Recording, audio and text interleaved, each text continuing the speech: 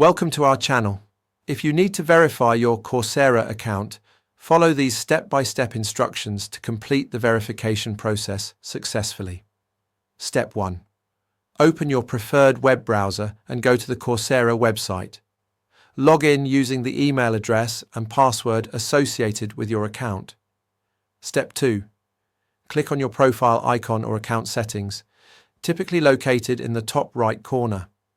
Look for options labeled Account Settings, Profile, or Verification.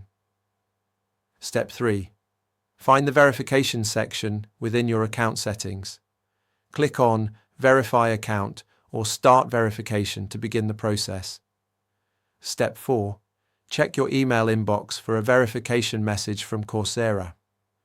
Open the email and click on the verification link provided to confirm your email address. Step 5. Return to the Coursera website and complete any additional verification steps required, such as phone number verification or two-factor authentication setup. Step 6. If identity verification is needed, prepare a government-issued photo ID. Upload a clear image, ensuring all details are visible and the document is valid. Step 7.